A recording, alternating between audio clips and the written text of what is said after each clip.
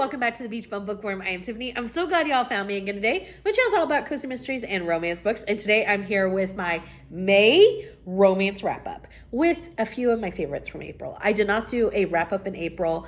I have a lot of traveling very close together. Now I'm back. I am good for a while, so it will be back to normal with releases and wrap-ups. So here we are. Let's just jump right into it. We're talking about May romance wrap up. All the romances I read in May. In 3, 2, 1, go!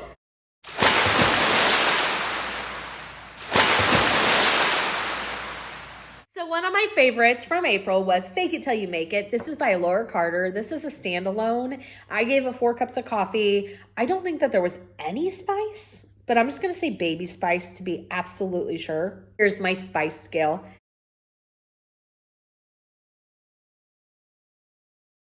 It's based on the Spice Girls.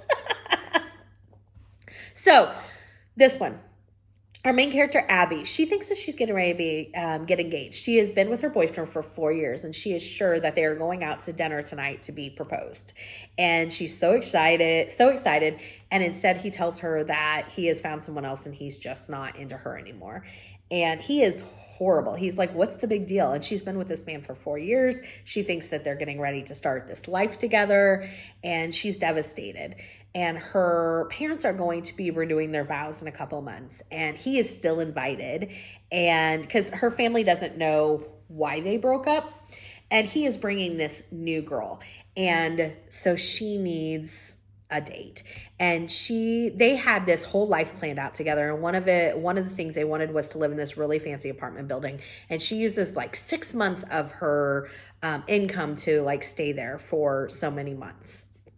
And upstairs in the apartment building is this guy who makes a lot of noise, and she doesn't know what's going on, and so she's constantly kind of bickering back and forth with him, and she thinks he's a famous baseball player. Well, he is the famous baseball player's, I think it's twin brother. It's definitely brother, but I think it's twin.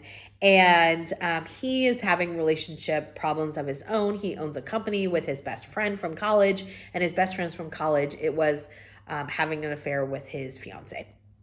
So they both have secrets, and they both are lying to each other about who they are and what is going on in their lives. But in the meantime, they are developing real feelings for each other. And it was so cute. I highly recommend. Fake dating is one of my favorite tropes. So you practically had me halfway there. Next up was The Fireman and the Flirt. Do not let this cover fool you. This is spicy. I'm going to say ginger spice. This is spicy. There is another cover. There's like a photograph cover, but this is not what I saw when I read the book. I picked this book out randomly on Hoopla. I was like, oh, this is so cute. It's a male. Let's just read it. I loved it, but don't let it fool you. It is spicy. Okay. So now that I've made that very clear, our main characters are Carrie and Derek. And Carrie was kind of nerdy in high school. He was bullied. He was out as a gay male, and he had a crush on one of his friend's brothers named Derek. And Derek was the big athlete at the school, and he was never mean to Carrie. He just didn't know Carrie existed. So now, years later, Derek was living in Alaska, and his wife has passed away, and he is coming back to their hometown, and Carrie is a real estate agent. And so Derek's brother, who they're still friends, is like, hey, can you help Derek find a new place? And he's like, oh, I don't know if I can work with him. Nobody knows he had a crush on him.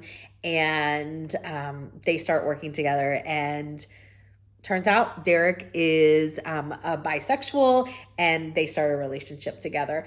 I loved it. It is the 4th book in the Single Dad Club cozy mystery series, romance series.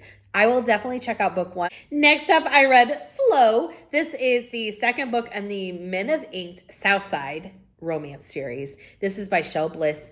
I gave this 4 cups of coffee. I also say it's probably ginger spice. This whole series is pretty spicy. This is a spinoff to her Men of Ink series.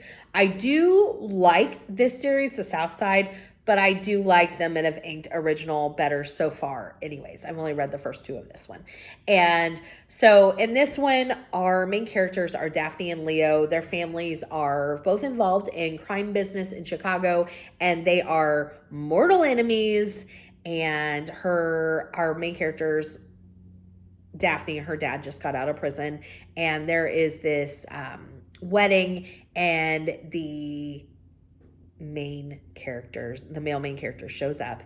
Again, he is part of a family that is an enemy to the gallows, and he's only showing up to see that this guy just got out of prison, and he wants to see if his family is safe. But in the meantime, he lays eyes on Daphne, and it goes from there. And they first are sneaking around, and then their relationship comes out.